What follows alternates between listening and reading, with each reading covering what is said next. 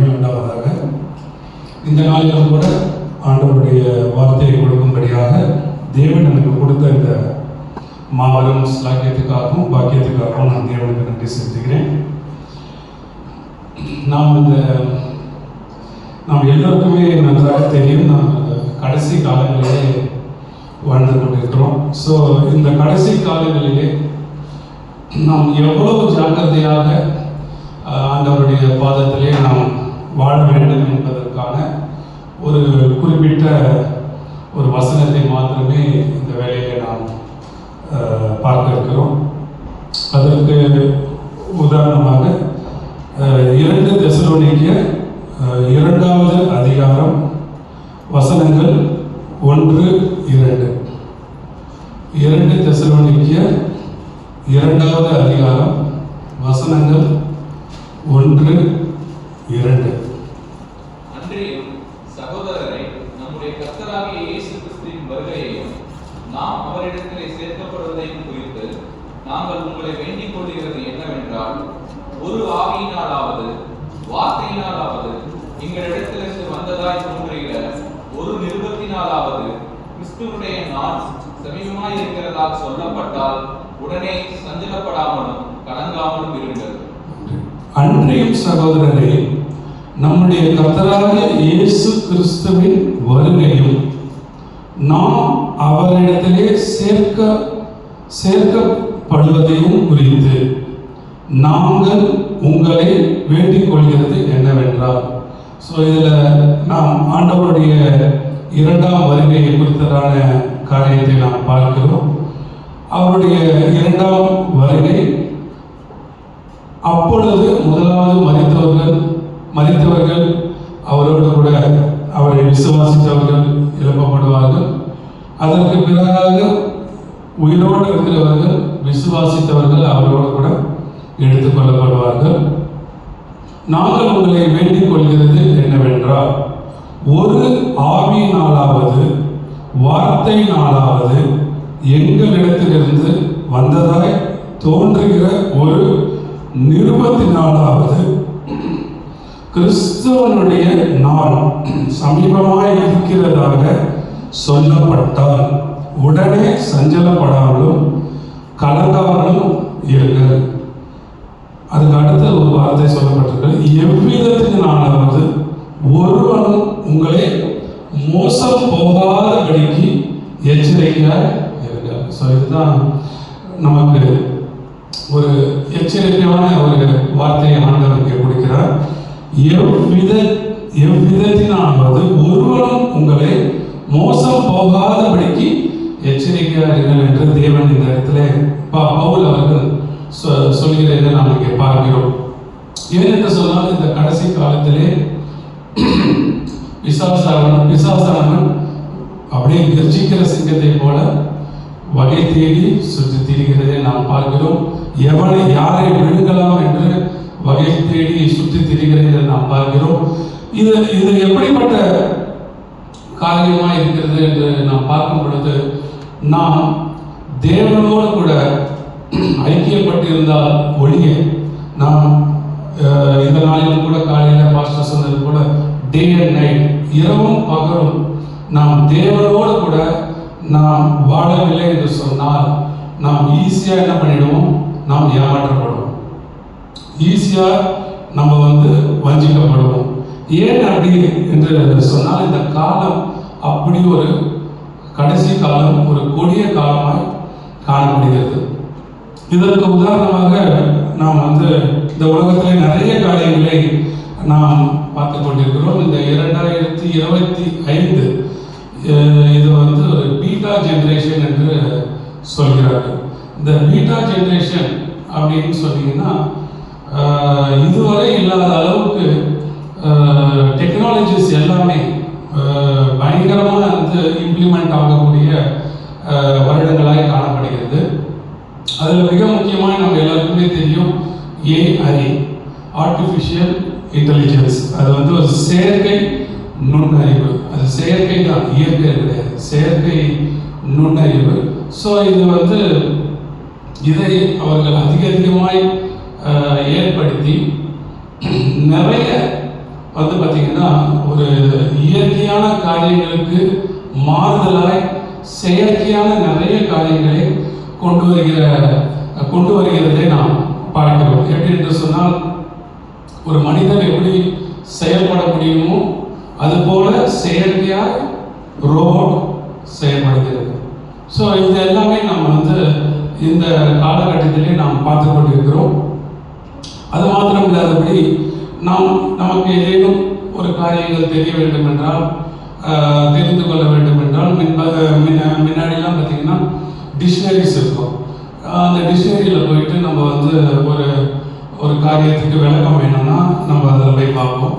அது மாத்திரம் இல்லாதபடி ஏதேனும் விஷயங்களை தெரிந்து கொள்ள வேண்டும் என்றால் புத்தகங்களை போய் நாம் வந்து பார்ப்போம். ஆனால் அதுக்கு பிறகாக நாம் பார்க்கும் பொழுது நிறைய பார்த்திங்கன்னா டெக்னாலஜி ஃபுல்லாக வந்து பார்த்திங்கன்னா நம்ம கூகுள் சர்ச், இன்னும் பல காரியங்களிலே நாம் வந்து இந்த விஷயங்களை தெரிந்து கொள்ளக்கூடிய சந்தர்ப்பங்கள் வந்துவிட்டது. சரி, அது மாத்திரம் இல்லாதபடி இந்த ஏஐ என்ன பண்ணிடுச்சு அப்படின்னு சொன்னீங்கன்னா, இந்த சாட் ஜிபிடி அப்படின்ற ஒரு காரியம் எல்லாருக்குமே தெரியும். இந்த கூகுள் சர்ச்சை காட்டிலும் இந்த சாட் ஜிபிடியில் போய் ஏதேனும் காரியத்தை நாம் போட்டோம் என்று சொன்னால் அது இன்னும் அதிகமாய் இன்னும் நுணுக்கமாய் அதுக்குரிய விளக்கங்களை நமக்கு கொடுக்கிறதை நாம் பார்க்கிறோம். இது எல்லாமே நமக்கு ஒரு ரொம்ப ஈஸி மெத்தடாய் காணப்பட்டாலும் நாம் மிகவும் ஜாகிரதை உள்ளவர்களாய் இருக்க வேண்டிய அவசியம் இருக்கிறது. இது நமக்கு மாத்திரம் ஜாக்கிரதையாய் காணப்படக்கூடிய விஷயம் அல்ல. பிள்ளைகளுக்கு மிக மிக ஜாக்கிரதையாய் அதை வந்து நாம் கைட் பண்ண வேண்டிய அவசியம் இருக்கிறது. அதை அவர்கள் பயன்படுத்தும் பொழுது கண்டிப்பாக பேரண்ட்ஸோட கைடன்ஸ் வந்து மிக மிக அவசியமாய் காணப்படுகிறது. நான் ஒரு செய்தி கேட்டேன், மிகவும் மனதுக்கு ரொம்பவும் சஞ்சலம் தரக்கூடிய ஒரு செய்தி.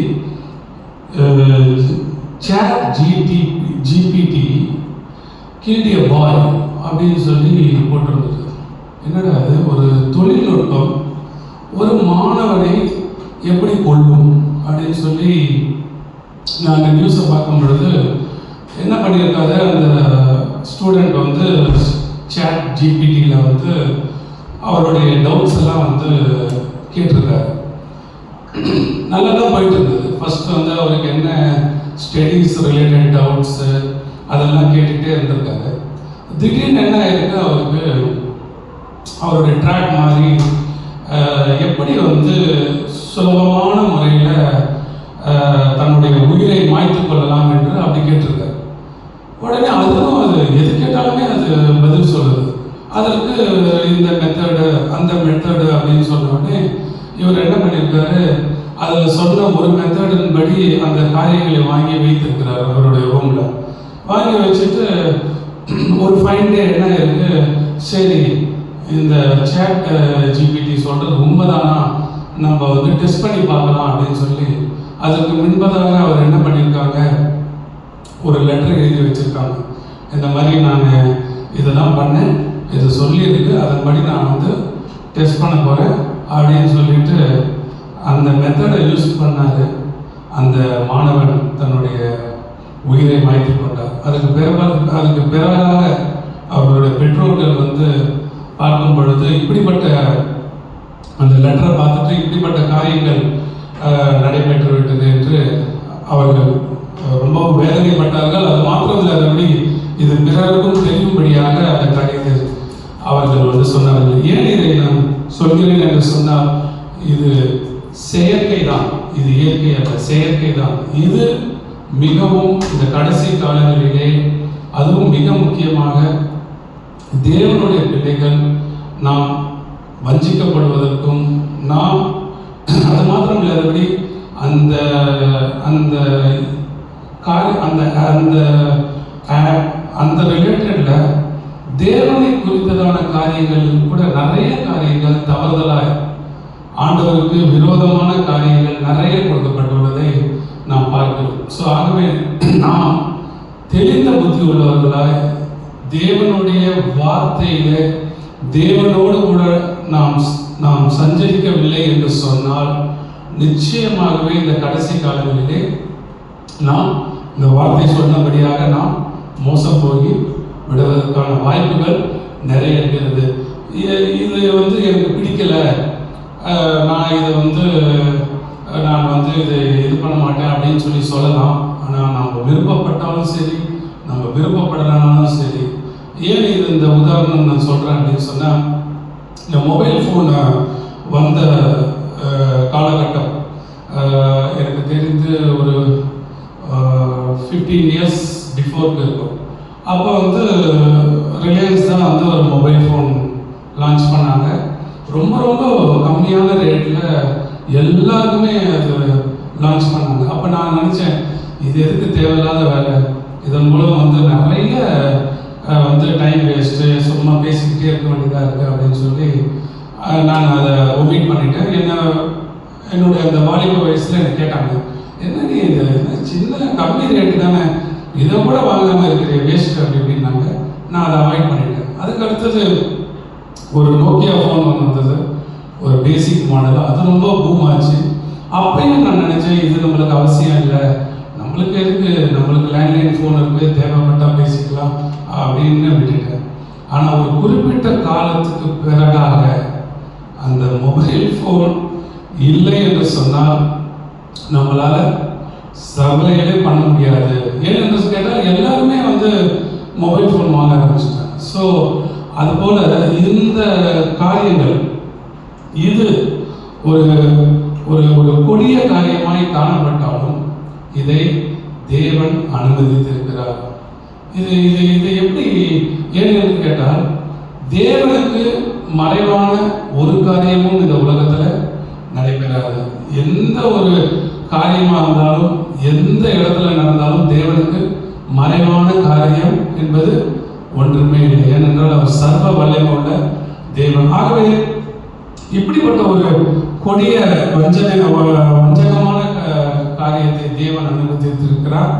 இதற்கு ஒரு உதாரணமாக நாம் பார்க்க வேண்டும் என்று சொன்னால் 2 தெசலோனிக்கேயர் அதே 2வது அதிகாரம் வசனங்கள் 11-12. ஆகையால் சத்தியத்தை விசுவாசியாமல் அநீதியில் பிரியப்படுகிற யாவரும் ஆக்கினிக்குள்ளாகப்படுத்தி அவர்கள் பொய்யை விசுவாசிக்கத்தக்கதாக கொடிய வஞ்சகத்தை தேவன் அவர்களுக்கு அனுப்புவார். அவர்கள் பொய்யை விசுவாசிக்கத்தக்கதாக கொடிய வஞ்சகத்தை தேவன் அவர்களுக்கு அனுப்புவார். ஸோ அப்படிப்பட்ட ஒரு கொடிய வஞ்சகத்தை என்ன பண்ணியிருக்காரு, தேவன் அனுமதித்திருக்கிறார். இது இந்த கடைசி காலங்களிலே இதெல்லாம் நடைபெறும் என்று வேதத்தில் கொடுக்கப்பட்ட காரியங்கள் எல்லாமே நடைபெற்றுக் கொண்டிருக்கிறது. ஆகவே நாம் வேதத்தின் பிரகாரமாக வேதத்தின் படியாக நாம் தேவனோடு கூட நாம் வாழ்ந்தோம் என்று சொன்னால், சஞ்சரித்தோம் என்று சொன்னால் மாத்திரமே நாம் இந்த கொடிய காலத்திலிருந்து நாம் தப்பிக்க முடியும். நாம் மாத்திரம் இல்லாதபடி நம்மளுடைய பிள்ளைகள், குடும்பங்கள், அது மாத்திரம் இல்லாதபடி நமக்கு தெரிந்தவர்களுக்கும் இதை நாம் அவர்களுக்கு சொல்லவும், அவர்களை இந்த கொடிய காரியங்களிலிருந்து மீட்டெடுக்கவும் தேவன் நம்மை பயன்படுத்துவார். சரி, இது புதிய ஏற்பாட்டில் கொடுக்கப்பட்டுள்ளது. சரி, இந்த மாதிரி இந்த கொடிய இது பழைய ஏற்பாட்டில் இல்லையா, வெறும் புதிய ஏற்பாட்டில் மட்டும்தானா அப்படின்னு கேட்டால் இல்லை. பழைய ஏற்பாட்டிலையும் இந்த காரியங்கள் ஆண்டவர் அனுமதித்திருக்கிறார். நாம் திரும்பவும் 1 ராஜாக்கள் 22வது அதிகாரம் வசனங்கள் 37-38. 1 ராஜாக்கள் 22வது அதிகாரம் வசனங்கள்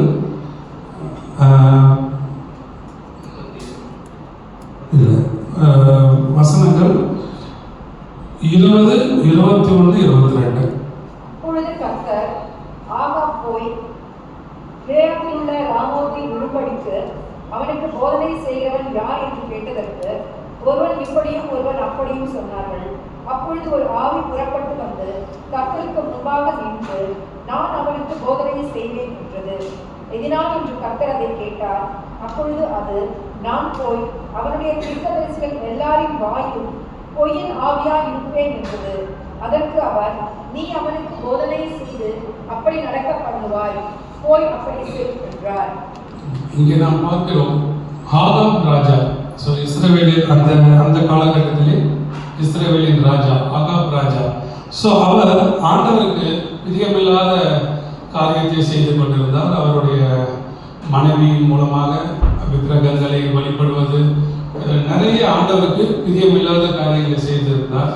ஆகவே ஆண்டவர் அவருக்கு சொன்னார், உன்னுடைய ரத்தத்தை நாய்கள் நக்கும் என்று சொல்லியிருந்தார். ஸோ அப்படிப்பட்ட காரியங்கள் இருக்கும் பொழுது இங்கே இந்த 20வது வசனத்திலே சொல்லப்பட்டிருக்கு, அப்பொழுது கர்த்தர் ஆகாப் போய் கீலேயாத்தில் உள்ள ராமாத்தில் விழும்படிக்கு அவனுக்கு போதனை செய்பவன் யார்? ஆண்டவர் கேட்கிறார், ஆகாப்புக்கு போய் யார் சொல்லுவா, போதனை செய்பவன் யார் என்று கேட்டதற்கு ஒருவன் இப்படியும் ஒருவன் அப்படியும் சொன்னார்கள். ஸோ ஒரு ஓப்பனாக ஒரு காரியங்கள் கேட்கும் பொழுது ஒரு சிலர் இப்படி பண்ணலாம் சொன்னாங்க, ஒரு சிலர் அப்படி பண்ணலாம் என்று சொன்னாங்க. அப்பொழுது ஒரு ஆவி புறப்பட்டு வந்து கர்த்தருக்கு முன்பாக நின்று, நான் அவனுக்கு போதனை செய்வேன் என்றது. பாருங்க, அப்பொழுது ஒரு ஆவி புறப்பட்டு வந்து கர்த்தருக்கு முன்பாக நின்று, நான் அவனுக்கு போதனை செய்வேன் என்றது. உடனே எதினால் என்று கர்த்தர் அதை கேட்டார். ஆண்டவர் கேட்கிறார், எதினால் என்று கர்த்தர் அதை கேட்டார். அப்பொழுது அது, நான் போய் அவனுடைய தீர்க்கதரிசிகள் எல்லோரின் வாயிலும் பொய்யின் ஆவியாய் இருப்பேன் என்றது. அதற்கு அவர், நீ அவனுக்கு போதனை செய்து அப்படி நடக்க பண்ணுவாய், போய் அப்படியே செய்கிறார். ஆண்டவர் வந்து அவரை வந்து நீ இப்படியாக உன்னுடைய மதிப்பிற்கும் உன்னுடைய ரத்தத்தை நாய் நக்கும் என்று சொல்லிட்டாங்க. அதுக்கு பிறகாக இவனை எப்படியாக அங்கே கொண்டு செல்வது என்று ஆண்டவர் கேட்கும் பொழுது ஒரு ஆவி வருது. அது என்ன ஆவியா இருக்கும் நினைக்கிறீங்க?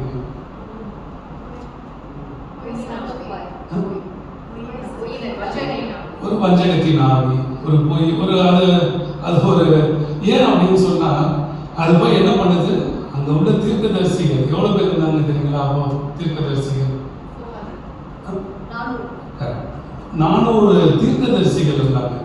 அந்த 400 தீர்க்கதரிசிகளின் வாயிலும் நான் என்ன பண்ணுவேன், பொய்ய போடுவேன் அப்படின்னு சொல்லி அந்த ஆவி சொல்றது. அதற்கு கர்த்தர் ஆண்டவர் சொல்றாரு, சரி நீ என்ன பண்ணு, அப்படியே போய் செய் அப்படின்னு சொல்லி ஆண்டவர் சொல்றாரு. அதன்படியாகவே அந்த ஆவிகள் என்ன பண்ணுச்சு, தீர்க்கதரிசிகள் வாய்களை பொய்களை போட்டுது. அதை என்ன பண்ணிட்டாரு, ஆகாப் ராஜா நம்பி யுத்தத்துக்கு போறாரு. யுத்தத்துக்கு போனோடனே என்ன ஆயிடுச்சு, யுத்தத்தில் அவங்க ஜெயிக்கிறாங்க. ஆனால் இவர் என்ன ஆயிடுறாரு, மறிச்சிடுறாரு. மறிச்ச உடனே அவருடைய ரத்தம் என்ன ஆகுது, சிந்தப்படுகிறது. சிந்தப்பட்டு அந்த 37-38 வாசகம். அப்படியே ராஜா இறந்த பின்பு சமாரியாவுக்கு கொண்டு வரப்பட்டான். ராஜாவை சமாரியாவில் அடக்கம் பண்ணினார்கள். அந்த ரதத்தையும் அவனுடைய கவசத்தையும் சமாரியாவின் குளத்திலே தொழுகிற போது கர்த்தர் சொல்லியிருந்த வார்த்தையின்படியே நாய்கள் அவன் ரத்தத்தை நக்கினது. சரிங்களா? ஸோ அந்த இதை வந்து அந்த கவசத்தை கழுவும் பொழுது என்ன ஆயிடுச்சு, அவரோட ரத்தம் அதுக்கு முன்பதாக அந்த எதிரணியிலே போரிட்டவர்கள் என்ன பண்ணிட்டாங்க, ஈட்டினாலே அவர் குத்தப்பட்டு அவர் ரத்தம், அவரால் திருப்பி போக முடியல. போய் அவரோட உயிரை அவரால் காப்பாற்றிக்க முடியல. ஏன்னா போர் அதிகமாக நடைபெற்று கொண்டு இருந்தது. ஆனாலும் அவர் அந்த இடத்துல மறித்தார். அவருடைய கவசங்களை கழுவுகிற பொழுது அந்த ரத்தம் என்ன ஆயிடுச்சு, நீர் வழியாக போகும் பொழுது நாய்கள் அதை நக்கிட்டு. ஸோ கர்த்தர் சொன்னால் அது நிச்சயம் ஆகும். ஸோ இந்த வேதத்தில் தேவன் சொன்னது அது இன்றளவும் என்ன நடைபெற்று வருகிறது. நான் ஒரு நியூஸ் பார்த்தேன். அது ஒரு பிரபலமான ஒரு நபர், அவர் நேம் மறந்துட்டேன். அவர் சொல்லும்போது சொல்றாரு, வேதத்தில் கொடுக்கப்பட்டுள்ள காரியங்கள் எல்லாமே நிறைவேறிட்டு வருது அப்படின்னு சொல்லி சொல்றாரு. ஏன் அப்படின்னு சொன்னா, நம்மளுடைய வேதம் எல்லாவற்றுக்கும் எந்த சப்ஜெக்ட் எடுத்துக்கிட்டாலும் சரி, எந்த சப்ஜெக்ட் எடுத்துக்கிட்டாலும் எல்லாவற்றுக்குமே முன்மாதிரியாய் நம்மளுக்கு முன்கூட்டியே ஆண்டவர் என்ன பண்ணியிருக்காரு, கொடுத்துருக்கிறாரு. நிறைய பேர் பார்த்தீங்கன்னா ஏதேனும் காரியங்கள் நடைபெற்றதுன்னா அது வேதத்தில் இருக்கா, கொடுத்துருக்குறாங்களான்னு ரெஃபரன்ஸ் பண்ணக்கூடிய அளவுக்கு நம்மளுடைய ஆண்டவருடைய வார்த்தைகள் 100% உண்மையாய் இருந்து கொண்டிருக்கிறது. ஆகவே இது ஏன் நான் சொல்கிறேன் என்று சொன்னால், பழைய ஏற்பாட்டில் ஆண்டவர் சொன்னால் அதற்கு எப்படியாய் அது நடைபெறும் என்று பார்க்கும் பொழுது ஒரு ஆவி வந்தது. அது தீர்க்கதரிசிகளை பயன்படுத்தி அப்படி என்ன பண்ணிட்டு அவரை ஆகாப்பை அவர் கொலை. ஆனால் அதே வேளையில் அந்த 400 தீர்க்கதரிசிகள் இருந்த சமயத்திலும் ஒரு தீர்க்கதரிசி இருந்தார்.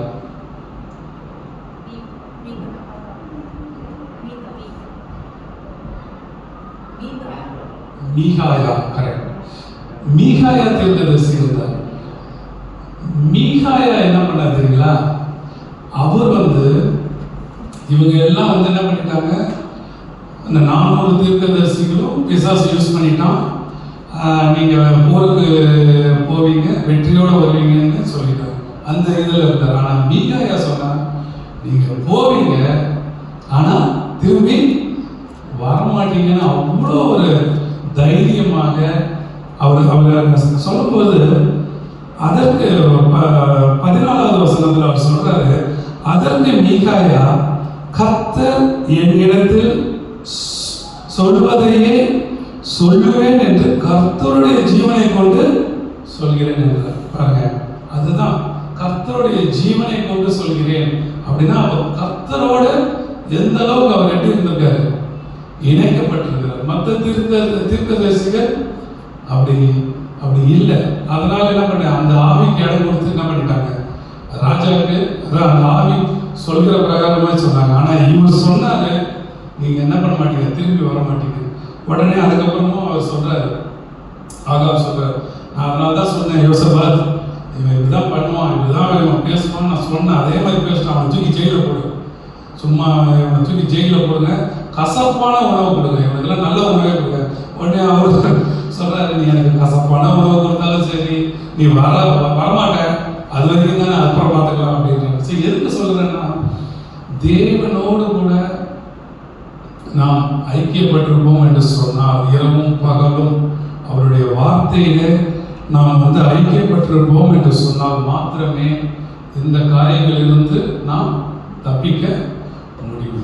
இல்லை என்று சொன்னால் நிச்சயமாகவே ஆண்டவர் அனுமதித்திருக்கிறார், அதுல உள்ள எந்த ஆவியானது நம்மள என்ன பண்ணிடும், கண்டிப்பா நம்ம டிஸ்ட்ராக்ட், நாம் வழி விலகி போவதற்கு நிறைய சான்சஸ் இருக்கு. அது மாத்திரம் இல்லை, இந்த பவுல் அவர்கள் சொல்லும் பொழுது 2 தெசலோனிக்கேயர் 2வது அதிகாரத்தில் அவர் சொல்லும் பொழுது 15, 16, 17வது வார்த்தை. ஆகையால் சகோதரரே, நீங்கள் நிலை கொண்டு வார்த்தையினாலாவது நிருபத்தினாலாவது நாங்கள் உங்களுக்கு உபதேசித்த முறைமைகளை கைக்கொள்ளுங்கள். நம்முடைய கர்த்தராகிய இயேசு கிறிஸ்துவும் நம்மிடத்தில் அன்பு கூர்ந்து நித்திய ஆறுதலையும் நல் நம்பிக்கையையும் கிருபையாய் நமக்கு கொடுத்திருக்கிற நம்முடைய பிதாவாகிய தேவனும் உங்கள் இருதயங்களை தேற்றி எல்லா நல் வசனத்திலும் நற்கிரியையிலும் உங்களை ஸ்திரப்படுத்துவாராக. உங்கள் இருதயங்களை தேற்றி எல்லா நல் வசனத்திலும் நற்கிரியையிலும் உங்களை ஸ்திரப்படுத்துவாராக. இந்த வார்த்தை தான் நம்மளுடைய ஜெபமாய் இந்த நாளிலும் காணப்படுகிறது. ஏனென்று சொன்னால், தேவன் நம் இருதயங்களை தேற்றவில்லை என்று சொன்னால் நம்முடைய எல்லா காரியங்களிலும் நல் வசனங்கள், ஏனென்று சொன்னால் வசனத்தை எப்படி வேணாலும் திருச்சி பேசிடலாம். எவ்வளவோ நாம் காரியங்களை நம்ம பார்க்கிறோம். நம்ம டிவி ஓப்பன் பண்ணணும்னு சொன்னால் ஒரு வசனத்தை எப்படியெல்லாம் பேசுகிறார்கள் என்பதை நாம் பார்க்கணும். அது கரெக்டா இல்லை அது தவறான்றது நம்ம தான் என்ன பண்ணணும், ஆராய்ந்து பார்க்க வேண்டிய காலகட்டத்தில் நாம் இருக்கிறோம். ஏனென்று சொன்னால் அந்த பகுத்தறிவு, அந்த அந்த அந்த காரியங்கள் நமக்கு இல்லை என்று சொன்னால் நிச்சயமாகவே நம்ம என்ன பண்ணிடுவோம், கண்மூடித்தனமாக அப்படியே நம்ம என்ன பண்ணிடுவோம், நம்பிட்டு அதுதான் உண்மைன்னு சொல்லி நம்ம என்ன பண்ணிடுவோம், போயிடுவோம். ஆனால் தேவன் நமக்கு உண்மையாகவே பரிசுத்த ஆவியாகவே நமக்கு தேற்றலாக கொடுத்திருக்கிறார். ஆகவே நாம் எதை செய்தாலும் நாம் பரிசுத்த ஆவியானவருடைய துணையோடு கூட நாம் வேதம் வாசிக்கும் பொழுதும் சரி, ஜபிக்கும் பொழுதும் சரி, எல்லா வேலைகளிலும் பரிசுத்த ஆவியானவருடைய துணையோடு கூட நாம் செய்யும் பொழுது நிச்சயமாகவே தேவன் அவர் நம்முடைய இருதயங்களை ஸ்திரப்படுத்தவும் நம்மளை பலப்படுத்தவும், அது மாத்திரம் இல்லாதபடி நமக்கு அந்த பகுத்தறிகிற அந்த அந்த ஆவி, அந்த பகுத்தறிகிற அந்த ஆவியை நமக்கு தருவார். ஏனென்று சொன்னால் இந்த இந்த இந்த பகுத்தறிகிற அந்த குணம், அந்த காரியங்கள் நமக்கு இல்லை என்று சொன்னால் நிச்சயமாகவே நம்மளால எப்படி கடைசி வரை முடிவு பரிந்த நிலைத்திருக்கிறவனே ரட்சிக்கப்படுவான் என்ற வார்த்தையின் படியாக நாம் இந்த கடைசி காலங்களிலே மிகவும் அதிகமாக இந்த இந்த தொழில்நுட்பங்கள், அது மாத்திரமில்லாதபடி இந்த கொடிய வஞ்சகத்தின் காரியங்கள் எல்லாவற்றையும் நாம் கடந்து செல்ல வேண்டிய காலகட்டத்தில் நாம் இருக்கிறோம். ஒருபோதும் நாம் நம்மளுடைய அந்த ஆண்டவர் மீது உள்ள அந்த விசுவாசத்தை ஒருபோதும் நாம் இழந்து விடக்கூடாது. ஏனென்று சொன்னால் அவர் மீது உள்ள அந்த விசுவாசத்தை இழந்து போகத்தக்கதாய் எப்படி வேணாலும் என்ன பண்ணுவோம், விசுவாச நமக்குள்ள கிரியை செய்வோம். ஆகவே இந்த பவுல் அவர்கள் சொல்லிய அந்த வார்த்தையின்படியாகவே நாம் ஜெபிப்போம். நிச்சயமாகவே தேவன் நம்மோடு கூட இருக்கிறார், நாம் அவரோடு கூட இருப்போம். ஒரு தேவனுடைய நாமத்துக்கு ஒரு வல்லமையான சாட்சிகளாக இந்த கடைசி காலங்களிலே நாம் திகழ்வோம். தொழில்நுட்பங்களை மிக மிக மிக ஜாகிரதையாக பயன்படுத்துவோம். எந்த விதத்திலும் அந்த நாசமோசமான காரியங்கள் எதுவும் நாம் மாட்டிக்கொள்ளாதபடி தேவன் நமக்கு கிருபை செய்வதாக நாம் ஜெபிப்போம். பரலோகத்தில் வாசமாக இருக்கிற நன்றி பரலோக தகப்பனே, சுவாமி அப்பா, நம் மனம் மகிழ்ச்சியான நல்ல வேலையில் ஆண்டவரே, உங்களுடைய உன்னதமான வார்த்தை ஆண்டவரே நாங்கள் எத்தனை அதிகமாக நாங்கள் ஆண்டவரே தியானிக்க வேண்டும், உங்களுடைய வார்த்தைகளை எப்படியாய் நாங்கள் புரிந்து செயல்பட வேண்டும் என்பதை ஆண்டவரே பகுத்தறிகிற அந்த ஆவியோடு கூட நாங்கள் வாழ வேண்டும் என்பதை எங்களுக்கு கற்றுக் கொடுத்ததுக்காக நன்றி செலுத்துகிறோம். பவுல் அவர்கள் எழுதின அந்த வார்த்தையின் வழியாக ஆண்டவரே அப்பா, உங்களை நாங்கள் ஆண்டவரே எப்பொழுதும் ஆண்டவரை பற்றி பிடிக்க எங்களுக்கு கிருபை செய்யும்.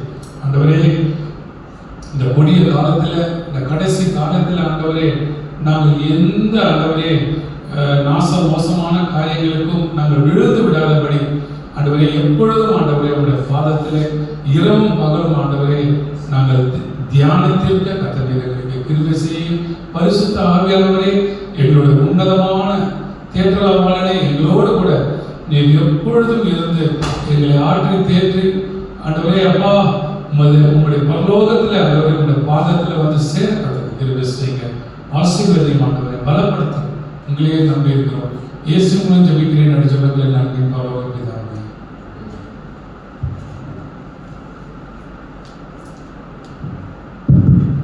கர்த்தருக்கு ஸ்தோத்திரம். கர்த்தருடைய வார்த்தையை கேட்டதற்கான ஆண்டவருக்கு ஸ்தோத்திரம். ஆண்டவரோட இரண்டாவது வருகை மிகவும் சமீபத்தில் இருக்கிறதுங்கிறத நம்ம வெளிப்படையாக எல்லா இடத்துலையும் கேட்டாலும் ஆணித்தனமாக அதுக்கு ஒரே வார்த்தை கர்த்தருடைய வார்த்தை தான். ஸோ அதில் எல்லாரும் இன்னும் ஆழமாக ஆண்டவர் அறிஞ்சுக்கணும்னா வேதத்தை இன்னும் அதிகமாக வாசிக்கணும்னு சொல்லி பரிசுத்தமாக நம்ம மத்தியில் கிரியை செய்யட்டும். அதற்காக நம்ம நன்றி தெரிவிக்கலாம். முதலாவதாக நம்ம ஜெபிக்க போகிற காரியம் இந்த ஊழியத்துக்காக கர்த்தர் நம்ம சிறு கூட்டமாக இருந்தாலும் நம்ம நம்பி ஒரு ஊழியத்தை கொடுத்துருக்காங்க. ஸோ இது 1.5 வருடமாக ஆண்டவர் நடத்தி கொண்டு வராரு. ஸோ எல்லா காரியத்திலும் யோவான் சொல்வது கூட அவர் பெரிகவும் நான் சிறுகவும். ஸோ இந்த ஊழியத்தில் கர்த்தர் அதிகமாக அவருடைய பிரசனத்தினால ஆத்துமாக்களினால கொண்டு வரணும்னு சொல்லி நம்ம செபிப்போம். இதுவரைக்கும் நடத்திட்டு வந்த அத்தனை காரியத்துக்காக நன்றி தெரிவிக்கலாம். நமக்கு பிரைஸ் வர்ஷிப் டீமாக இருக்கட்டும், மியூசிக் வாசிக்கிற டீமாக இருக்கட்டும், வார்த்தைகளை பிரசங்கிக்கிற டீமாக இருக்கட்டும், நம்ம வருகின்ற விசுவாசிகளாக இன்னும் அதிகமாக கர்த்தர் அதிகப்படுத்தணும் இந்த இடத்துல சொல்லி நம்ம இதுக்காக நான் ஜெயிப்போம். இதுக்காக ரமணியை ஜெயிப்போம்.